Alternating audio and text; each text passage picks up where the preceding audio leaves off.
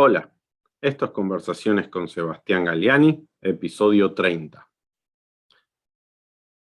Nuestro invitado de hoy es Carlos Gervasoni. Carlos es doctor en Ciencia Política por la Universidad de Notre Dame y profesor de la Universidad Torcuato Di Tella. Se especializa en democracia, federalismo, política subnacional y opinión pública. Con él hablaremos de la coyuntura política en Argentina y también sobre su interesantísimo último libro, Hybrid Regimes Within Democracies, Fiscal Federalism and Subnational Rentier States, en el cual Carlos analiza la calidad de los gobiernos subnacionales y su relación con el régimen de coparticipación fiscal en Argentina. Hola Carlos, ¿cómo estás? ¿Qué tal? Buenas tardes, Sebastián, ¿cómo andas vos? Bien, bien, un gusto hablar con vos. Lo mismo, gracias.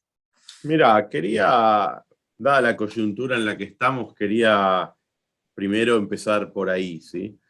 Te quería plantear la siguiente reflexión que termina en una pregunta, que es la siguiente, ¿sí? Yo veo esto. Básicamente en la elección del 19 era claro para el kirchnerismo que ellos solos no podían ganar.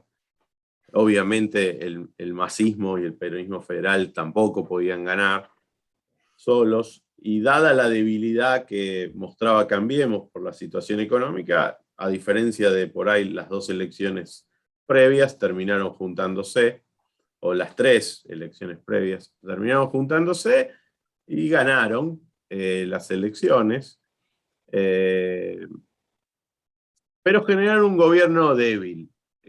Más allá de que después vino la pandemia y eso los debilitó más, era un gobierno débil porque tenía una característica rara. Quienes tenían los votos estaban en el Congreso, la vicepresidenta y Massa, y el presidente no se sabía bien qué poder tenía, si iba a lograr armar algún poder, y tenía el rol claro de administrar, de proveer la gestión. Ahora, mi opinión, la gestión fue un desastre, y es la opinión de los socios del presidente, pero los que tenían los votos, ahora parece que no tienen tantos votos, ¿sí?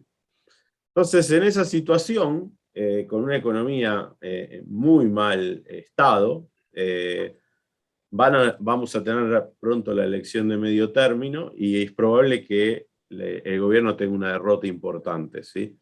Entonces, ¿hacia dónde ves vos que se encamina esa coalición de gobierno después de las elecciones con este panorama? Y si hay cosas del panorama que no estás de acuerdo, señalalas, así entendemos mejor la respuesta, ¿sí? Perfecto, Sebastián. Mira, con el panorama que planteaste estoy en general de acuerdo. Hay un punto que, más que decirte que no estoy de acuerdo, te diría tengo dudas. Es un punto que en general se asume y yo tengo dudas, que es que los votos eran de Cristina, no porque no los tuviera, sino porque creo que había votos en el peronismo para cualquier candidato o candidata en el 2019 que pudieran más o menos unificar el peronismo. Se presenta esto como que el peronismo fue todo unido, y fue bastante unido, ¿no? Pero la Baña fue por otro lado, y uno puede suponer que ahí iban peronistas disidentes, etc. Dado la contundencia del resultado electoral, fue muy contundente el de las PASO del 2019, me parece que este supuesto con el que todos operábamos, yo también, y ciertamente los decisores políticos, quizás no era tan cierto, ¿no? O sea, que estábamos todos con información imperfecta, porque las encuestas, vos recordarás, Sebastián, hablaban de una derrota leve, por poco, del peronismo, de Cambiemos, o inclusive un empate. En los últimos días hubo encuestas que desataron movimientos del mercado y compras de bonos y cosas por el estilo, frente a un supuesto cuasi empate entre Macri y Fernández, ¿no? El resultado de 16 puntos de ventaja para Fernández en las PASO mostró, me parece a mí, que un peronismo más o menos unido, no totalmente unido, pero más o menos unido, con un candidato no carismático, no conocido, no especialmente bueno, yo creo que Alberto Fernández no era un especialmente buen candidato, iba a ganar. Y no importa si era Fernández, si era Massa, y diría yo, y esto es lo que te diría, es un poquito contra el diagnóstico generalizado, si no era Cristina. O sea, yo tengo la sensación de que a pesar del alto nivel de rechazo que tenía y sigue teniendo Cristina, esa elección contrafácticamente estaba para el peronismo, sea quien fuera el candidato, y que de alguna forma Cristina se creyó este relato aceptado en ese momento, que ella no podía ganar, esto de que con ella no alcanza, sin ella no se puede. Bueno, yo creo que mi feeling es que hay una buena posibilidad que hubiera alcanzado, ¿no? Y, Bueno, déjame, es cierto, supongamos que vos tenés razón, igual creo que no cambia mucho la esencia de la pregunta en el siguiente sentido. Es correcto, igual, sí. los actores creían eso y hoy se le revela que quizás lo que vos decís que era cierto ya hace 2 años y que Sí. los votos digamos, los votos se van moviendo mucho en función de cómo te va en la gestión. Porque ¿por qué Cristina llegó a creer que ella no podía ganar sola? Porque ella había perdido contra Esteban Bullrich 2 años antes. Y Sí, eso, sí. eso era una señal de, mirá, el kirchnerismo solo no puede ganar en la provincia de Buenos Aires. Y quizás tenés razón vos y lo único que estaba pasando era que en el 17 la economía estaba bien, estaba creciendo, la inflación estaba bajando y Macri le ganó a Cristina. Y en el Sí. 19 pasó lo contrario. ¿Sí? Sí. Y había una historia de esto, ¿no? O sea, del kirchnerismo perdiendo legislativas y ganando presidenciales, ya había como un Sí. poquito de gimnasia, entonces, este, pero bueno, lo que quiero decir es que me parece que hay un signo de interrogación sobre de quién son esos votos, ¿no? Ese 48% siempre es difícil. Eh, digamos, yo te diría que en una interpretación de largo plazo de la política electoral argentina, no es verdad que el peronismo tenga el 50% o el 40%, quizás ni siquiera el 30% de piso, ¿no? O sea, lo que tiene es, sí, seguramente tiene un piso más alto que los demás partidos, pero cuando vos llegás al 54 del Cristina en el 2011 o al 40 y pico de Cristina en el 2007 o al 48 de Alberto en el 2019, tenés un montón de votantes fluctuantes, que son los mismos que después le dan triunfos a De la Rúa, o a Alfonsín, o a Macri, que son votantes que no tienen identificaciones partidarias muy claras y que están votando por evaluaciones del oficialismo y de la oposición en un momento determinado, y que yo creo que esos votantes iban a votar en contra de Cambiemos y a favor de cualquier alternativa, sea quien sea el candidato. Y ahora, te diría yo, no en este momento que es de profunda impopularidad de Alberto, ¿no? Pero en los momentos de más popularidad de Alberto, vos recordás que a partir de abril, de abril del año pasado, ¿no? Con el ASPO, él tuvo una enorme popularidad. Nosotros medimos acá en la Itela el ICG desde hace 20 años y dio un salto increíble entre marzo y abril del año pasado, donde parecía que Alberto era un gran estadista y que se había puesto encima en la administración y la gente apoyó al típico, en la literatura de opinión pública, esto es el rally around the flag effect, ¿no? Hay una crisis, hay que apoyar al presidente, la gente deja de criticarlo, y tuvo una oportunidad de tener votos propios, ¿no? La desperdició, pero yo creo que en ese momento él tuvo la oportunidad de construir algo más propio y no lo hizo. Pero yendo a tu pregunta, yo sí comparto el diagnóstico negativo, pesimista que hay, me parece implícito la pregunta, porque es una asociación que, aun si le hubiera ido mejor, si no hubiera estado la pandemia, no tiene coherencia interna, no tiene objetivos, no tiene, te diría yo, se nota mucho desde quiénes son los actores y desde el discurso, que no tienen ni idea, ¿no? Voy a decirlo poco académicamente, no tienen idea de qué hacer con nada, de nada, desde el 10 de diciembre del 19 para acá. Por supuesto tampoco con la pandemia, pero con la economía nunca hubo una estrategia de política económica, política exterior, ni siquiera de política, digamos. Y ahora vemos que tampoco es política sanitaria, ¿no? Porque pasamos de ser uno de los países más restrictivos del mundo a uno de los más abiertos, simplemente porque se acercaron las elecciones y bajaron los contagios. Vemos como bandazos muy fuertes en esta política también, ¿no? Yo lo que te diría es que el éxito electoral evidentemente tiende a mantener juntos a las fuerzas y el fracaso a que cada uno tenga estrategias más cuentapropistas, digamos, y me parece que eso es lo que estamos empezando a ver desde las PASO para acá, ¿no? O sea, me parece que lo de la semana posterior de las PASO fue muy impulsivo, fue actores desorientados, enojados, frustrados, actuando en forma irracional, hasta autodestructiva, pero que de alguna forma manifestaban que nadie sabe muy bien qué hacer y que cada uno está en la suya, ¿no? Hoy hay digo, voy a la coyuntura de hoy como un ejemplo de lo que te estoy diciendo. Hoy algún analista periodístico dice, Mansur fue a Estados Unidos, vos tenés al poder hoy más cerca de tuyo que acá mío, el poder argentino, está el ministro de Economía y el jefe de gabinete en Estados Unidos, en Washington creo, y, y Guzmán se enteró por el diario, ¿no? que Mansur iba también a Estados Unidos a apoyar su gestión con el FMI, etc. Descoordinación, falta de rumbo, falta de claridad acerca de quién manda y de a dónde vamos, ¿no? Entonces, esto de que hoy a la mañana Alberto te puede decir vamos a estar a favor de los empresarios, del mercado, del desarrollo de la inversión, y a la tarde Feletti te dice les vamos a controlar los precios como en los peores tiempos de Moreno.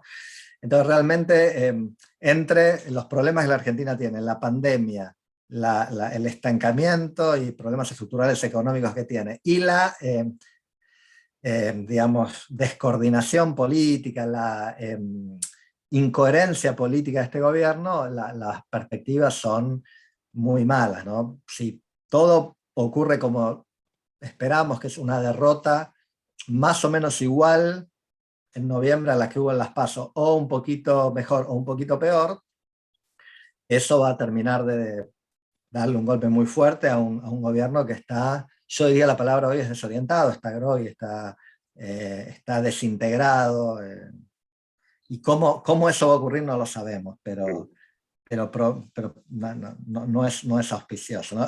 Digo, y no quiero hacerla muy larga la respuesta, pero por supuesto, creo yo hoy hay un alto riesgo de una espiral de estas de refuerzo entre lo político y lo económico, reinforcement negativo, ¿no? Donde un trigger político te lleve a una huida del dinero, a ese tipo de cosas, ¿no? A eso va mi pregunta. Por supuesto que yo entiendo que nadie quiere decir nada muy fuerte porque después no quiere ser señalado, a pesar de que sea simplemente una opinión que no afecta a nada, pero sabemos cómo es Argentina, ¿sí? Sí. Pero a lo que digo es, mira, yo estoy de acuerdo, tenemos un gobierno que está totalmente desorientado y incluso si se orienta, no puedes tener una buena expectativa, pues está desorientado entre cuál de las ideas fracasadas va a aplicar. No es que oscila entre cosas que pueden ser buenas y malas. Son todas malas y un día van por un lado, otro día van para el otro. No tiene ninguna capacidad de implementar nada que sea sofisticado. Lo vimos en la pandemia, lo vimos en la economía, lo vimos en el desastroso manejo de Guzmán de la deuda. O sea que incluso lo que es considerado lo mejorcito del gobierno está por abajo de la vara. ¿Sí? Entonces, en ese contexto van a perder las elecciones de medio término. Vimos cómo reaccionaron en las PASO y analizamos la estructura frágil del gobierno que es proclive a que reaccione de esa forma cuando pierden las elecciones. Y a eso ponerle una economía que tiene una inflación corriendo a más de 50% anual, con un déficit fiscal enorme, sin capacidad de financiarlo, sin haber hecho todavía un acuerdo con el Fondo Monetario Internacional para hacer rollover de la deuda, como hace cualquier país del mundo, rollover de la deuda. Y con un atraso del dólar y de las tarifas muy significativo que lo hicieron para llegar a las elecciones con una inflación que en lugar de correr al 80, corre al 50, ¿sí? Básicamente. Sí. Ahora, sí. Hay un día en que digamos, la debilidad política dispara el dólar, y entonces empieza el ajuste, ese que está retrasado, y en algún momento, si quieren acordar con el fondo, van a tener que hacer un ajuste enorme sobre las tarifas.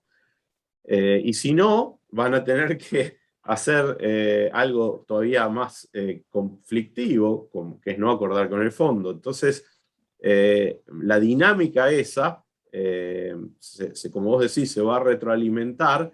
¿Y qué puede pasar? Es la pregunta.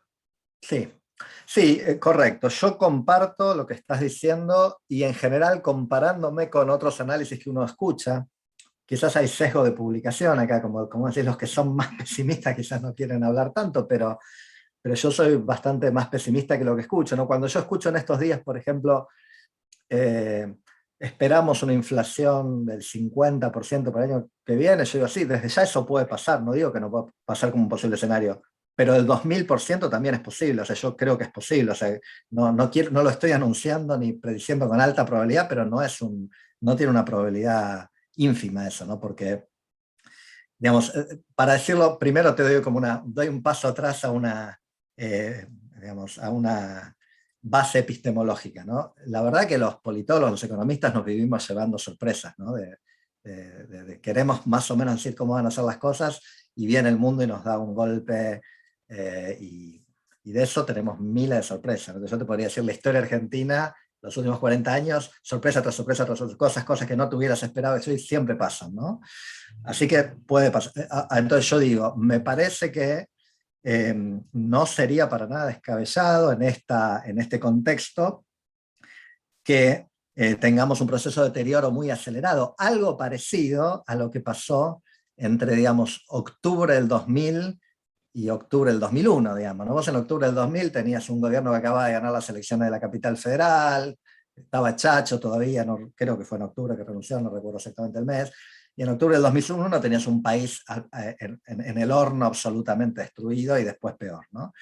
Entonces, eso vino por una situación estructural de grandes desequilibrios y una situación política que desencadenó Sí, bueno, sí. entonces yo digo, algo así, yo no puedo descartarlo. Si a mí me decís, dame tu opinión honesta de lo que puede pasar en la Argentina, no va a pasar nada bueno, eso te diría, es altísimamente probable que la situación política y económica se deteriore, pero uno se puede, lo que yo noto es que hay como una especie de diagnóstico de un deterioro más del estilo decadencia secular, gradual, estancamiento, parches que siguen funcionando y que mantienen la inflación al 50 eh, y yo digo, sí, eso puede pasar.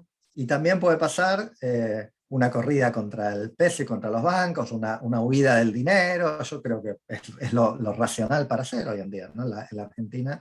Este, eh, que tenga que ver con cualquiera de estos posibles triggers más políticos, como puede ser un quiebre de la coalición de gobierno, que no habría que descartarla, o como puede ser una corrida, como fue en el 2018, que de repente se te empiezan los mercados por motivos que vos podrás explicar mejor que yo. Un día dicen, che, mira, hasta hoy pensamos una cosa y a partir de mañana vamos a empezar a hacer algo diferente.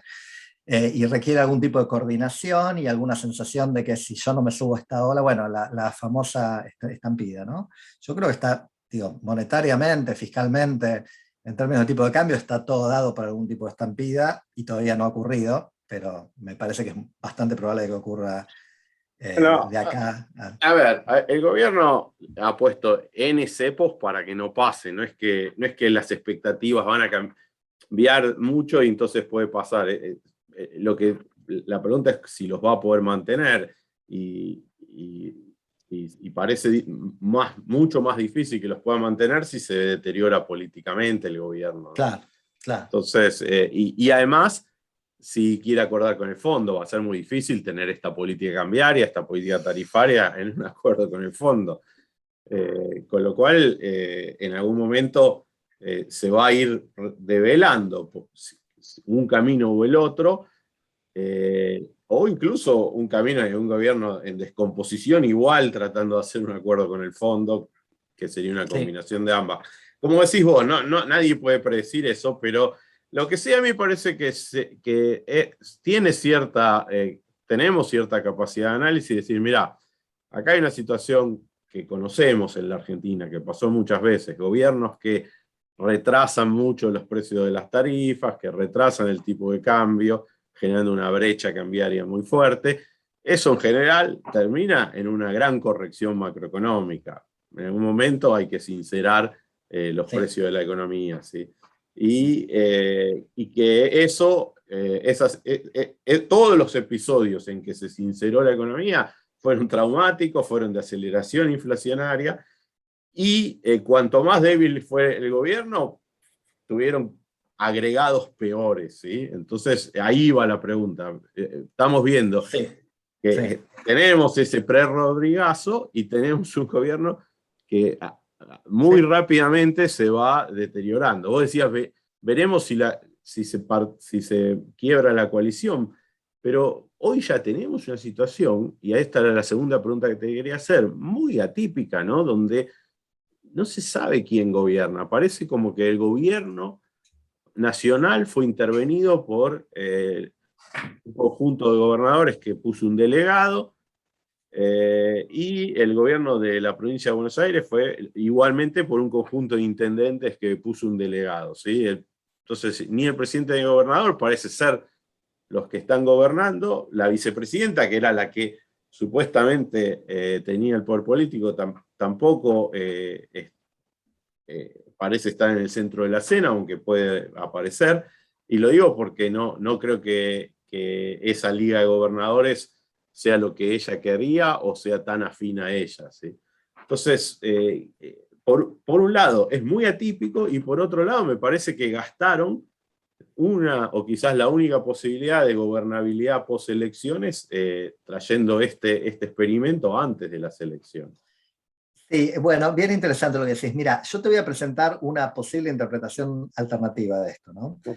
Te anticipo algo que va a salir en un artículo en un diario dentro de unos días, donde yo digo que a mí me parece que la interpretación de que Mansur termina siendo un representante de los gobernadores, un gobierno volcándose al peronismo territorial y a la promesa de Alberto, porque vos te acordás que Alberto había dicho eso en el 2019, que iba a gobernar con los gobernadores, qué sé yo, que después no ocurrió, pero y que ahora lo estaría haciendo. Es una interpretación que me parece sobreestima el nivel de estrategia que hubo en la designación de Mansur.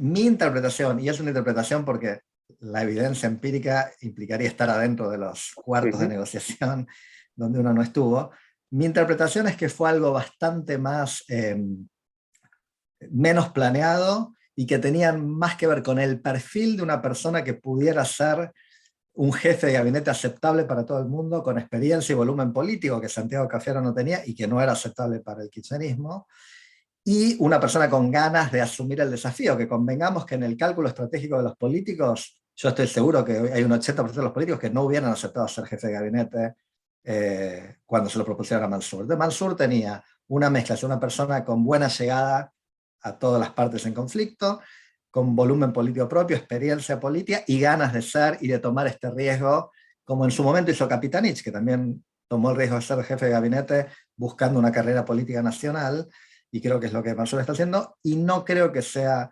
como representante de los gobernadores. Una evidencia de eso, que yo va a salir en este artículo que te digo, es que no hay representantes de los gobernadores en el gabinete. Hay 21 ministros y no hay un solo fuera de Mansur ahora. No hay peronismo territorial, hay algunos exintendentes, pero los gobernadores no están en este esquema. Entonces, sí. Pero está bien, pero de todas formas no dilapida la posibilidad de ese post 14 de noviembre gobierno recostado sobre los gobernadores, el hecho de que este experimento es visto o presentado por muchos analistas de esa forma. Sí, de acuerdo, pero diría yo, es una estrategia que todavía les queda abierta. O sea, la de que Alberto, esto tendría que ser una estrategia de Alberto, consensuada o no con el kirchnerismo, se recueste sobre el peronismo tradicional, territorial de los gobernadores y los intendentes, podría ser, con o sin Mansur. Mansur podría estar como jefe de gabinete o no, pero hay un montón de gobernadores que están con perfil bajísimo, de Bordet, Auñac, de gente que son gobernadores importantes, ¿no? Y que podrían aportarle creo yo, es de las pocas alternativas que quedan a darle a este gobierno algún tipo de sustento o plafón político. Lo que yo te digo es que es posible que eso, si hacen eso, haga ruido con el kirchnerismo, porque convengamos que, esto es muy nuevo todavía, ¿no? Pero convengamos que nombrar a Mansur en un gobierno kirchnerista es una anomalía enorme, ¿no? Un empresario, caudillo territorial del interior, conservador, cristiano, antiaborto, que hace 3 años estaba diciendo que había terminado el ciclo político de Cristina. O sea, no es para nada la persona que uno se hubiera imaginado como el designado por Cristina, ¿no? De hecho, algún análisis periodístico dice que Cristina dijo que ella lo sugirió para no quedar como que en realidad perdió una pulseada ahí, ¿no? Pero es raro, no es un representante del kirchnerismo. No, Entonces, es raro una situación normal, ¿no? En una situación donde de desesperación ante claro, la exacto, posibilidad exacto. de perder y que se reactiven muchas de las causas, porque sabemos que en Argentina la justicia mira mucho los resultados de las elecciones. Sí, sí. Creo que el kirchnerismo, por lo menos Cristina Kirchner, puede aceptar muchas cosas que no aceptaría en Sí, otras condiciones. sí. Pero bueno, a donde voy redondeándote la idea Mm. es que si esta interpretación fuera correcta, lo de Guzmán fue algo como lo que vos dijiste recién, ¿no? Como una cosa de una jugada, un manotazo dado en una situación difícil, de buscar un jefe de gabinete que fuera aceptable para las partes, que tenga ganas de aceptar el desafío, que como digo, poco atractivo en este contexto, que podría durar semanas, ¿no? Que el jefe de gabinete que asumió perfectamente entiende que puede irse en noviembre, ¿no? Si las cosas van muy mal. Este, y que tenga algún tipo de muñeca, experiencia política para darle un poquito de rumbo al gobierno. Hasta ahora no pasó eso. Me parece que esta desorientación de la que estábamos hablando perdura y hay descoordinación. Y queda esta duda que aún los que miramos profundamente y día a día la política, la que vos expresabas, no sabemos muy bien quién manda, quién tiene el poder. Yo descreo de las visiones más de esto es Kirchner, es Cristina y tiene todo el poder, que hay gente, analistas sólidos que piensan eso, ¿no? Eh, este, Creo que hoy el poder en el gobierno está muy muy disperso, y eso es malo para cualquier gobierno, ¿no? Que no haya liderazgo, que nadie sepa muy bien con quién hay que hablar, y quién va a tomar las decisiones, ¿no? Sí, sí, estoy de acuerdo. Bien, te hago una última pregunta sobre esta coyuntura antes de pasar un poco más a tu investigación. Supongamos que el gobierno le va mal en las elecciones, que como en las PASO, las cosas se le complican más todavía y, bueno, en un momento hacia adelante, como máximo en el 23, hay un nuevo gobierno electo y gana nuevamente Juntos por el Cambio, ¿sí? Se abriría en ese caso dos preguntas, te hago. ¿Se reivindicaría o se revaloraría la gestión de Macri si eso ocurre? Porque finalmente es cierto que, como dijiste, bueno, los votos no son de nadie, están ahí, pero si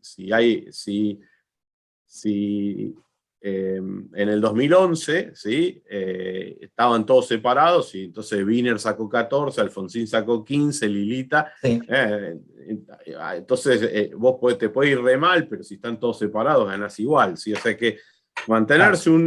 mantener la coalición Cambiemos Unida es una condición necesaria para poder volver al gobierno, Sí, y, sí. y eso es en parte, no 100%, pero en buena parte el resultado que el gobierno de Macri terminó entero, sacó 41% de los votos, se fue el día que se tenía que ir. En mi opinión, la situación económica era mala, pero no había una crisis económica, y mucho menos las crisis económicas que vimos en el pasado en Argentina, ¿sí? Mm. Entonces, después vino este gobierno, le fue peor, y vuelve Cambiemos, y me parece que ahí puede haber una reivindicación de esa gestión, porque se lo va a empezar a ver como un proceso que es un proceso nuevo en la Argentina, ¿no? Un proceso de gobierno, una oposición que ya le es competitiva al peronismo. No es que gana una vez y no puede terminar y desaparece, como había pasado las veces anteriores, sino que termina, se mantiene como oposición, le pone límites al gobierno y vuelve. Entonces, Sí, sí, sí, sí. ahí, ¿qué pensás de eso? Sí, sí, de acuerdo. Realmente es notable. Yo creo que es un fenómeno político, una novedad política notable, esta perdurabilidad y resiliencia electoral, diría Cambiemos, ¿no? Porque Cambiemos le fue muy bien electoralmente desde que nació hasta hoy. O sea, ganó las elecciones del 2015, que era improbable, perdió la primera vuelta, pero la perdió por mucho menos de lo que se esperaba, y ganó el balotaje. Eh, Después le fue muy bien en las legislativas del 2017. Ujú. Le fue mal en las PASO, pero con una recuperación notable en el 19 en las generales, con un 40 y pico por ciento, que era más de lo que Macri había sacado en el 2015, ¿no? En el 2015 Macri sacó 33% como candidato a presidente en la Exacto. primera vuelta, y después sacó 40%. Y yo veo un paralelismo que siempre le cuento a mis alumnos, ¿no? Es decir, todos me parece que tendemos a sobreestimar la importancia de la economía en la política, no porque no la tenga, obviamente que la tiene, en las elecciones me refiero, ¿no? Pero yo les cuento a mis alumnos, miren chicos, el peor año de la economía argentina fuera del 2001 fue el 1989, ¿no? Hiperinflación, saqueo, recesión, década perdida, lo que quieras. El radicalismo sacó el 37% de los votos en el 89, no sacó el 0 o el 5 o el 20, sacó el 37% de los votos, Angelos, el candidato al radicalismo, con Ujú. varios aliados.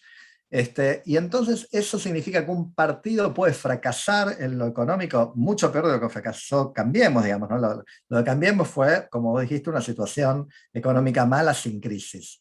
Lo de Alfonsín fue una crisis terrible y el radicalismo tenía en ese momento mucho más votos de lo que tiene ahora, 37%. Entonces, creo que Cambiemos le pasó algo parecido a lo de Alfonsín. Son partidos que si se mantienen fieles a lo que eh, vendieron, la gente los perdona. Y hay literatura sobre esto, no estoy hablando acá, hay libros de Ken Roberts, Cornell y Noam Lupu, Bueno, pero Mandel. además, si no fuese así, sería difícil hablar de la grieta, ¿no? Porque la grieta tiene que implicar que hay algo más estructural que divide a esos dos grupos. Y no puede ser Sí, sí, la sí. coyuntura económica. Sí, y hay, exacto, y hay, la economía te va, por supuesto, a llevar a Eso. esa gente que va de un lado para el otro, desde ya, ¿no? Porque si te va bárbaro económicamente, hay gente que te va a votar aunque no se identifique con vos. Este, pero ahí hay un núcleo que es esencial a todas las fuerzas políticas, que el peronismo siempre lo tuvo y lo sigue teniendo, y Cambiemos parece que lo ha logrado generar, que es gente que diga, mira, mi partido es este, el de la camiseta, lo que en Estados Unidos llaman Party ID, ¿no? Que es una identidad profunda, es como tu religión o tu cuadro de fútbol, la adquirís y la tenés puesta como la camiseta, ¿no? Y eso implica fidelidad, ¿no? Implica que hay un conjunto importante de votantes que dicen, che, yo estoy con esta gente porque es los que...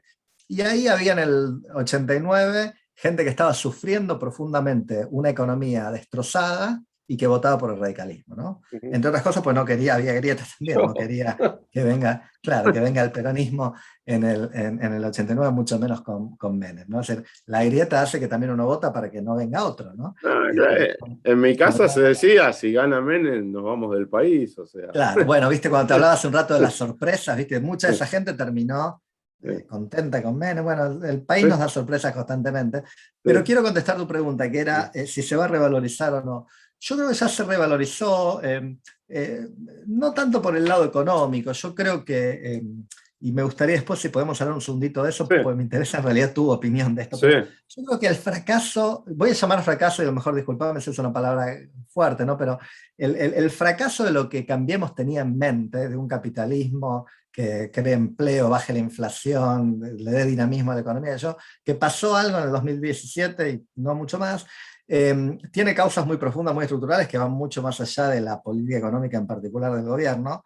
Este, pero fuera de eso, Cambiemos hizo una serie de cosas del estilo de gobierno, de la institucionalidad, del respeto digamos, del adversario, eh, que a la gente le dijo, sí, yo quiero ser gobernado más o menos así, digamos, y esto es lo que a mí, yo quiero más bien gente como esta y no gente como Aníbal Fernández o el típico kirchnerista agresivo, algo del estilo, ¿no?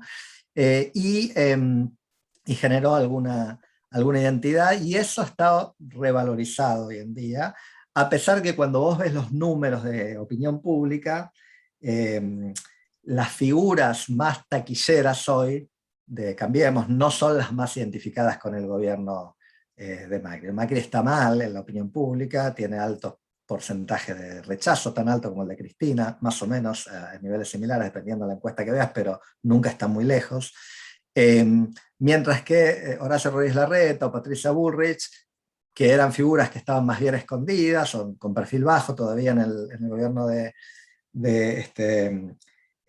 Macri, hoy son, desde el punto de vista de la opinión pública, las principales en Cambiemos. Y eso me parece saludable, me parece que es parte de lo que Cambiemos construyó. O sea, que Cambiemos, y especialmente el PRO, tenga el éxito electoral del que yo hablé o la resiliencia electoral de la que yo hablé, tiene que ver con muchos años de construcción, con escuelas de dirigentes, con un partido que no es personalista, ¿no? Como que Macri surgió y abajo de Macri había 20 dirigentes importantes, ¿no? Algunos que te mencioné y varios otros más, con lo cual si mañana Macri se retira o se muere o lo que fuera, hay un montón de gente por debajo que está surgiendo y que son los que hoy aparecen como candidatos presidenciales, que si vos ves la lista, viste, Burrich, Rodríguez Larreta, Lustó, Negri, Cornejo, radicalismo, PRO, hay un montón de gente en ese mundo que podría ser un candidato presidencial razonable.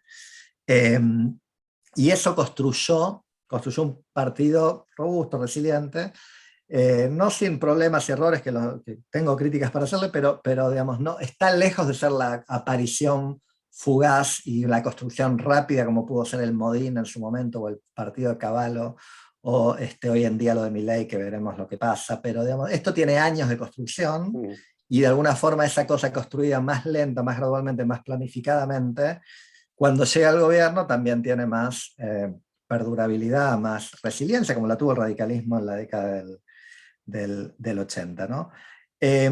Pero donde quería ir, y termino con esto la respuesta y de alguna forma con una pregunta hacia vos, es que a mí, vos me preguntabas por el 2023, yo creo que sí, que lo más probable es que en el 2023 gane la oposición. Te diría, si tuviera que jugarme en un pronóstico que casi seguro es equivocado, porque uno siempre se equivoca con los pronósticos, el próximo presidente va a ser Rodríguez Larreta, es lo que yo veo, me parece, y si no algún otro Cambiemos como Bullrich o Vidal o algo así. Eh, pero lo más probable hoy en día es que fracase. O sea, lo que yo te diría, visto desde hoy y de la historia argentina reciente, lo más probable es que le vaya mal económicamente, porque le va a pasar lo mismo que a Macri. O sea, van a decir, mira, las cosas que habría que hacer para que la economía vaya bien son políticamente muy difíciles, no tenemos mayoría, aún si tuviéramos mayoría, la opinión pública nos va a destrozar por hacer estas cosas. Y la oposición nos las va a complicar y bloquear, y las provincias que no dominamos nos las van a hacer difícil.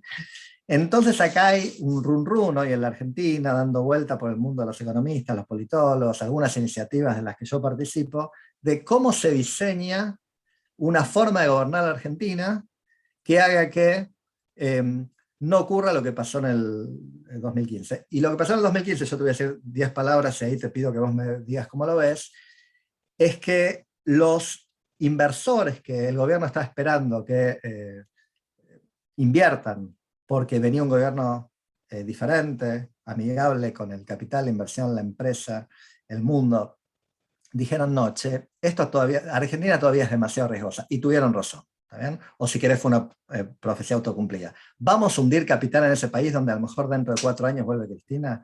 Yo a veces hago consultoría para inversores extranjeros. En esos años era la única pregunta que te hacían: ¿cuál es la chance de que vuelva Cristina? ¿Puede volver Cristina? ¿Va a volver Cristina? Entonces, ¿cómo haces para que los inversores y el mundo de la empresa y la economía no inviertan en épocas de populismo porque no tenés incentivos para invertir, pero cuando viene el gobierno teóricamente pro inversión, tampoco invierte porque tiene miedo de que dure poco? ¿Está bien? Entonces me parece que ahí hay un dilema que el gobierno de Cambiemos no pudo resolver, y que yo creo que el 2023, salvo que piense mucho en la política de esto, tampoco va a poder resolver. Ya, yo estoy 100% de acuerdo con vos, siempre digo eso, digo que mientras el kirchnerismo o el populismo, porque antes del kirchnerismo había algo que representaba también al populismo, ¿sí? O sea, mientras que el populismo tenga una chance alta de ganar las próximas elecciones, es muy difícil hacer reformas de fondo en Argentina, porque lo que muere es costoso políticamente, y lo que tiene que nacer no nace porque está a la espera, está agazapado, ¿no? A ver si estas reformas son sostenibles. La inversión necesita un horizonte temporal que excede los 4 años, ¿sí? Claro. No hay nada de... Imagínate que Macri quería desarrollar Vaca Muerta. Bueno, esos son proyectos de inversión de largo plazo. Entonces vos tenías o que dar rentabilidad. Entonces, si dabas rentabilidad, te salían los críticos de estás dando rentabilidad y encima estás ajustando las tarifas para cerrar el déficit. Y si no das rentabilidad, no viene nadie, porque el riesgo que enfrentan es muy alto. Lógico. Ujú. Entonces, eso va a volver a pasar, pero por eso creo que eh, no sé qué va a pasar, pero se abre una posibilidad, y no es que uno quiera que haya una gran crisis, pero en la medida que la visión populista colapse, por ahí se abre un horizonte temporal más alto. Lamentablemente yo creí que cuando Macri le ganó a Cristina en la provincia de Buenos Aires fue cuando realmente Cambiemos llegaba al gobierno políticamente, a pesar de que no alcanzó mayoría en diputados, Ujú, ¿sí? Fue un ujú, gobierno, parlamentariamente fue el gobierno más débil ujú, que tuvo ujú, la democracia desde su retorno. ujú, Eh, Alfonsín tuvo mayoría en el 83, en el 85, recién en el 87 perdió diputados. Y en el Senado ujú, estaba bastante cerca. De ujú, la Rúa estaba muy cerca de la mayoría en diputados, casi con 2, 3 aliados la tenía. ujú, ujú. Macri estuvo siempre lejos. Sí.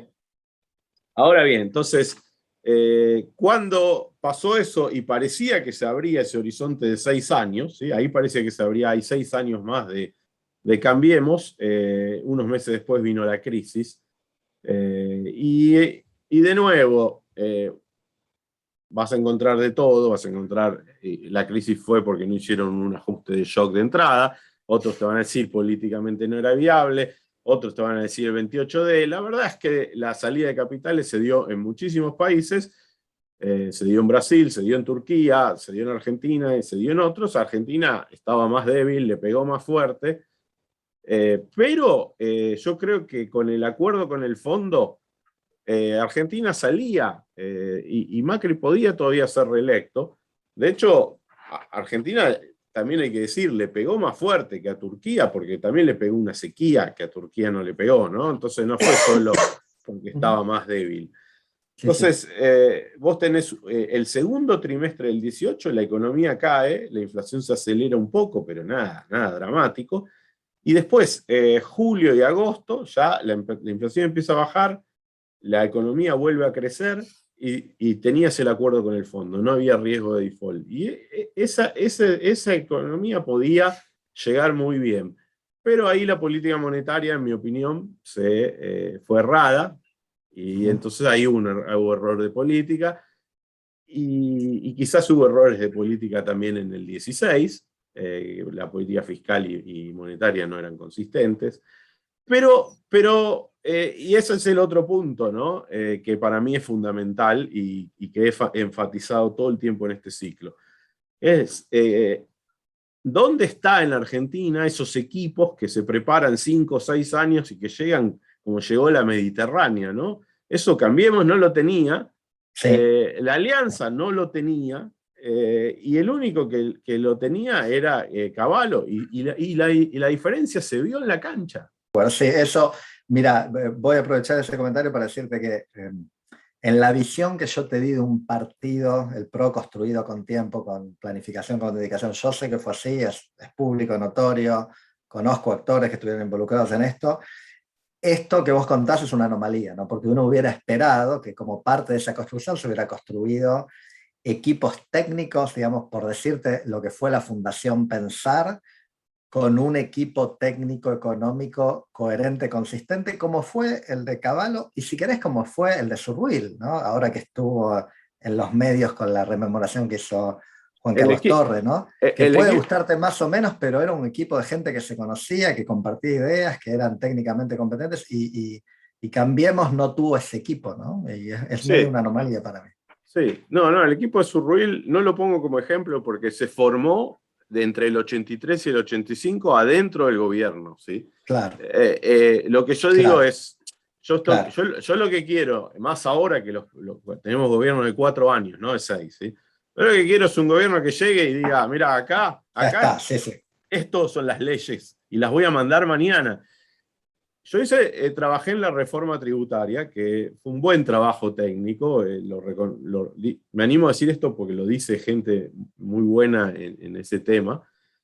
Nosotros mandamos 400 páginas al Congreso de texto de las leyes. Eso nos llevó meses de trabajo. Yo todavía nunca escuché un problema con algún artículo, Claro, un problema judicial. Imagínate que ahora tenés que hacer eso por 10 y lo empezás a hacer cuando llegás al gobierno, ¿no? claro, claro, claro. No a los tiempos, ¿sí? No a los tiempos. Caballo llegaba el decreto de pesca y ya lo tenían en la Fundación Mediterránea. La Sí, ley sí, sí, sí. la tenían Sí. hecha, o sea, ¿entendés? Sí, ¿sabes qué? Eso que sí se refleja hasta en la forma en que los políticos hablan, ¿no? Pasaba en Cambiemos y pasa ahora. Ahora vos fíjate que es muy común escuchar al presidente o algún ministro diciendo, porque tenemos que ver la forma de crear trabajo y de convertir los... Esto es algo que tenía que estar pensando hace 15 años, ¿no? No, no. Ahora, en el año número 2 del gobierno, están viendo cómo se crea trabajo en La, blanco y formal. la discusión política argentina es sobre deseos, no es sobre Sí, instrumentos. sí, sí, sí. Nadie te habla, solamente se habla de un instrumento con la ley de alquileres, fue un fracaso. Claro. Obviamente nosotros lo dijimos, esto no sirve, la paramos mientras estuvimos, se hizo igual cuando te vas y después un fracaso, entonces pues sí, nos equivocamos. Bueno, está bien, no pasa nada. Digo, errores cometen todos los gobiernos. Pero, eso también es algo que yo siempre digo. No es que Cambiemos cometió muchos errores. Yo creo que cometió bastante menos que cualquier otro gobierno. Pero el problema es que vos siempre caminás por la cornisa en Argentina. Entonces, Claro. cuando vos Sí, caminás sí. por la cornisa, los errores son muy traumáticos. ¿Sí?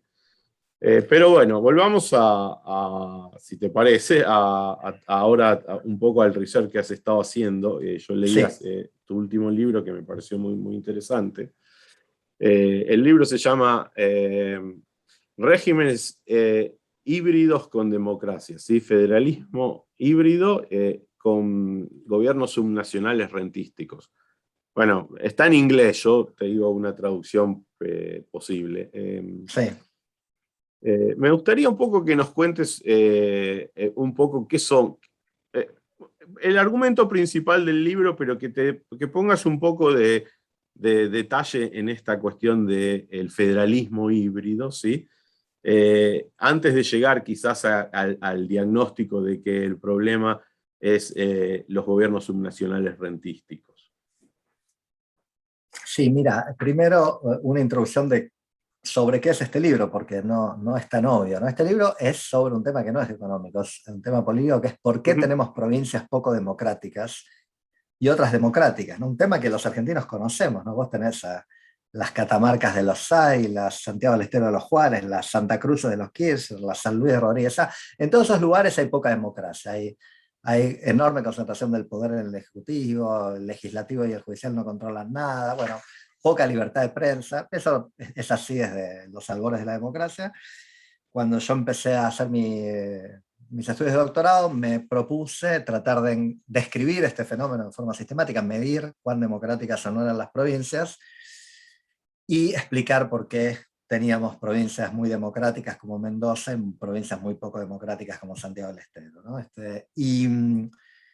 Y así fue que llegué al tema del federalismo, que es por el que vos me preguntás, sin ser yo para nada un experto en el tema, y me di cuenta o creí, intuí, que había un fenómeno muy similar al que economistas y politólogos describían como la maldición de los recursos naturales, que es que esta situación donde un Estado se financia, no tanto por impuestos que le cobra a la gente, sino por rentas de recursos naturales que les llueven como el maná del cielo, y los economistas, ahí Sachs y Werner y varios otros, enfatizaron el lado económico de cómo estas economías con recursos abundantes no les iba especialmente bien en su desarrollo económico, y los politólogos empezaron a ver, a partir de un paper sobre Irán, que esto parecía predecir bajos niveles de democracia, o sea que la falta de un Estado tributario, por decirlo así, de un Estado que se base fiscalmente en cobrar impuestos, propendía a gobiernos autoritarios, ¿no? Y ahí hay un paralelismo, lo explico rápido, creo que este es el núcleo causal del libro, es que yo tomo toda la literatura sobre petróleo y democracia, para decirlo rápidamente, o petróleo y autoritarismo, diciendo, mira, las rentas petroleras, los estados financiados vía rentas petroleras como Arabia Saudita o Qatar, o si querés más cerca Venezuela, tienden a generar regímenes políticos autoritarios. ¿Por qué?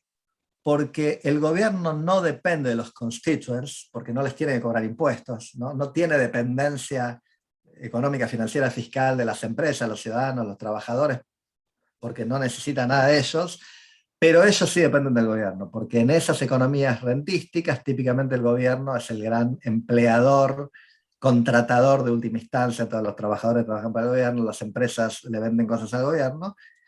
Y yo, haciendo un poquito de trabajo de campo en las provincias, leyendo literatura secundaria, me di cuenta que eso era exactamente lo que pasaba en Formosa, o en Catamarca, o en La Rioja, o en Santa Cruz, donde todo el mundo es empleado público, las estadísticas lo muestran muy claramente.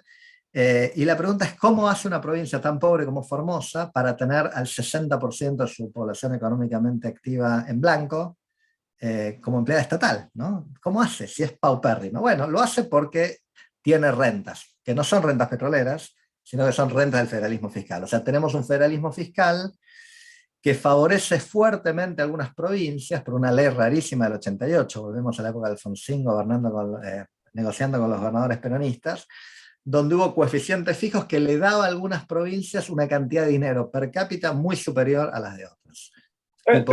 Te hago un solo paréntesis, porque o sea, porque la provincia de Buenos Aires se dio mucho ahí para que eso sea posible. Sí. ¿Por qué Cafiero hizo eso? Mira, no conozco bien la historia en particular.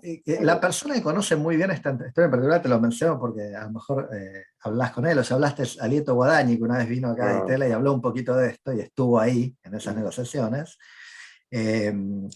Y seguramente muchas otras personas, pero la historia general de esto que yo escuché y te transmito como repitiendo historias que escuché, es que en un momento de debilidad política, Alfonsín con minoría en el Senado, la ley de reforma laboral no pasando por el Senado, después la derrota electoral del 87, etc., necesitó ceder cosas a los gobernadores peronistas, que eran la gran mayoría, y a los senadores peronistas, que también eran la gran mayoría, para que le aporten gobernabilidad. Y una de las cosas que logró es que una mezcla de Armendáriz y Cafiero, porque Armendáriz, que era el gobernador radical de la provincia de Buenos Aires, las negociaciones empezaron antes del 88, ¿no? Aceptaran ceder puntos de coparticipación para lograr que gobernadores del interior peronistas apoyaran esto. ¿Cuál fue el rol exacto de Cafiero, que sería el gran perjudicado, ¿no? Porque era el que venía? Sabía que iba a ganar, ¿no? O sea, había ganado la elección en el 85, por fuera del peronismo, el peronismo le estaba limpiando el partido para que sea el candidato. Pero perdóname, te digo una cosa, yo era chico, pero recuerdo bien eso, ya era estudiante de grado de ciencia política, y la verdad que Casella era como una especie del pollo de Alfonsín y era el candidato a gobernador de la provincia de Buenos Aires, y se tenían expectativas de que Casella podía ganar esa elección. O sea, no era algo que estaba, digamos, absolutamente claro, ¿no? Le fue a Alfonsín, al radicalismo, mucho peor de lo que se esperaba. En esa elección perdió en todas partes, menos en Córdoba y Río Negro. En todas partes. Y entonces uno podía pensar que a lo mejor Cafiero pensó que no le iba a tocar a él en el 87, que iba a tener que esperar más.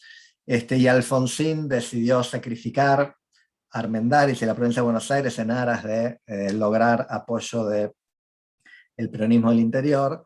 Y entonces sí, ahí se genera buena parte de lo que yo describo, es decir, En cualquier caso fue muy malo para el país después. Sí, fue muy malo para el país y generó, mira, los economistas de acá han analizado esto, quizás vos hayas visto algún paper de Marcelo Capello, de Liberal y compañía, describiendo a lo que yo llamo rentas del federalismo fiscal, básicamente la misma cosa. Ellos lo asocian con la enfermedad holandesa. Dice, lo que les está pasando a estas provincias es que están inundadas de recursos fiscales federales que hacen que las empresas, el Estado emplee muchísimo a la gente lo que necesite, aumente el precio de los transables, se ponga poco competitiva por varios lados, por precios elevados, por fuerza laboral no disponible para la inversión productiva privada, y terminan estancadas. Pues la verdad es que vos ves lo que reciben provincias como Catamarca o Formosa o La Rioja hace décadas, y reciben un montón de plata. Si esa plata estuviera bien invertida en desarrollo, en rutas, en educación, en infraestructura, en atraer inversiones, deberían ser los tigres del norte argentino, estas provincias, y claramente no lo son, ¿no? Entonces, Y te agrego algo, y tienen el mismo problema de los inversores extranjeros para aceptar reformas. Es decir, bueno, vos podés hablar, por ejemplo, con esos gobernadores y decir, mirá, yo lo hice, bajemos ingresos brutos, por ejemplo, bajemos ingresos brutos a las papeleras, acá en Misiones va a venir otra papelera. Sí, bueno, te lo acepta porque Macri puede atraer capitales, pero apenas vuelve el populismo, te dice, no, subamos el nuevo ingreso bruto, acá no va a venir ninguna papelera, sigamos como estábamos, ¿sí? Entonces, la reforma, ¿sí? En muchas dimensiones, necesita que se vea ese horizonte temporal de 20 años, por lo menos, o más, de una economía normal, integrada al mundo, con incentivos capitalistas, ¿sí? Con cuentas macroeconómicas en equilibrio, y si no pasa eso, no vienen las inversiones seguro. Y tanto de afuera como de adentro, ¿no? La lógica es la misma. Sí, te digo una cosa que comenta lo que acabas de decir y va a la esencia del libro, y si querés de la ciencia política. Viste que en los viejos modelos económicos, de política económica, se hablaba asumimos un gobernante benevolente, ¿no? Empieza el modelo, y los politólogos decimos, ¿qué? ¿Dónde encontrar un gobernante benevolente? ¿No? Bueno, Ilfran es un gobernante benevolente. O sea, bueno, obviamente los politólogos nos llama la atención que se asuman gobernantes benevolentes, pero en particular, obviamente hay diferentes tipos de gobernantes, pero hay algunas élites del interior que claramente uno... Pero lo que me parece que es razonable asumir, y hoy me parece que ya es estándar en economía también, es gobernantes que quieren maximizar su carrera política, y entonces podrían no estar, y esto sí puede ser un poquito contraintuitivo y extremo, no interesados en el desarrollo económico. O sea, gobernantes que estrictamente prefieren que no haya desarrollo económico. Entonces vos pensás en un contexto de alto control de la economía local por parte de un gobernador. Formoso es el caso más claro y extremo de la Argentina, quizás La Rioja, donde todo depende del Estado, ¿no? El gobernador Massa de hace unos años en La Rioja lo dijo él, dijo, La Rioja es como Cuba, todo depende del Estado y somos los hijos bobos de Buenos Aires, vivimos de lo que nos manda desde Buenos Aires, no producimos nada. Pero eso es súper cómodo para el local, porque fíjate, tienen muchos recursos fiscales, no tienen que cobrar impuestos, cobran muy poquito impuesto, ¿no? Y todo el mundo depende de ellos, con lo cual lo que termina pasando es que ganan elecciones con el 70%, la gente no quiere tomar riesgos, tiene miedo, nadie se afilia a un partido opositor, ningún empresario local le dona un peso a un partido opositor. Entonces, es un equilibrio cómodo para las élites locales, y hay alguna evidencia, esto es muy asistemático, en el libro hay algo, pero es anecdótico, digamos, de gente que va con proyectos de inversión a La Rioja o a Formosa, y el gobernador, el ministro de Economía, le dice, gracias, no estamos interesados. ¿Viste? O sea, como que sí, más elegantemente que eso, pero no, o sea, vos tenés que Córdoba está constantemente generando la Agencia de Ciencia y Tecnología, la Agencia de Inversiones, la Ley de Promoción de la Industria del Conocimiento y del Software. Necesitan, no se arreglan con la coparticipación en Córdoba. Hay 3 millones de personas que necesitan tener trabajos del sector privado. En lugares como Formosa, que yo llamo provincias rentísticas o fiscales, las han llamado, la economía es el Estado, el 70% de la economía es el Estado, financiado por los que pagamos impuestos en Buenos Aires, en Córdoba, en Santa Fe, etc. Eh, y entonces, el que está recibiendo un sueldo estatal, un subsidio estatal, está cómodo, el gobernante que no tiene que cobrar impuestos y recibe mucha plata está cómodo. ¿Y por qué alteraríamos eso? ¿No? Hay un paper ahí de Semol y Robinson, de las muchas cosas que han escrito, que están en PSR, que modelan esto. Bueno, hay un cierto contexto en el que eh, al gobernante no le conviene el desarrollo económico porque el desarrollo económico libera fuerzas que más allá de las económicas son políticas, ¿no? Y te altera el régimen político, y si yo estoy cómodo con lo que tengo, ¿para qué voy a generar una clase de empresarios, gerentes y trabajadores independientes del Estado que capaz que el día de mañana Claro. apoyan a la oposición, digamos, ¿no? No, no, y eso quedó muy fortalecido por la reforma del 88 y después por la Constitución del 94, que hace muy difícil cambiar esa ley, porque si no fuese Sí, tan difícil cambiar esa ley,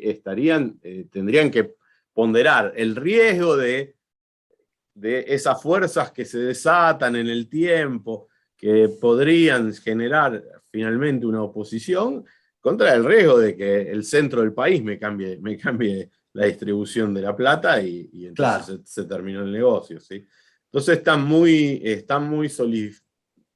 fuertes en términos de las seguridades que tienen sobre esos recursos. Y creo que es una de quizás la reforma más difícil de hacer en Argentina, súper Sí, sí. necesaria, ¿no? Pero Sí, de hecho, una de las cosas que se menciona siempre en estos círculos de gente que analiza el federalismo y el federalismo fiscal es que estamos eh, en blatant, no me sale la palabra en castellano, violación de la Constitución, digamos, grosera violación de la Constitución, porque la Constitución le ordena al Congreso que apruebe una nueva ley de coparticipación con criterios objetivos de reparto, que el actual no tiene, eh, dentro de 2 años, o sea, antes del año 96, ¿no?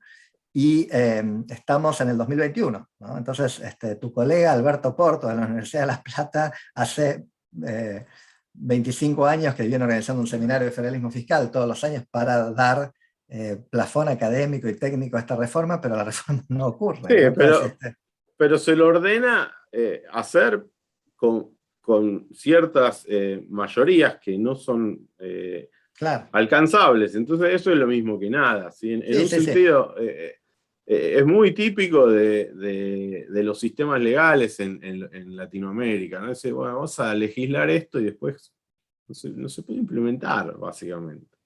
sí, y ni siquiera se llevó el tema, porque hasta donde yo sé, no solamente que no se pudo aprobar, sino que no estuvo presentados proyectos debatidos en comisión, así que sí, es muy, muy difícil. Yo la única ventanita que veo ahí, como digamos, yo te diría es imposible, y si tuviera que ver alguna ventanita, es la ventanita de un fallo de inconstitucionalidad de la Corte Suprema, porque la ley que tenemos, la ley del 88, es inconstitucional, dado lo que dice el artículo 75 sobre cómo tiene que ser la ley, ¿no? De la Constitución. Entonces, si la Corte dijera, che, muchachos, esto es inconstitucional, como está, tienen que aprobar algo nuevo, podría generar algún tipo de eh, Lo que pasa, iniciativa.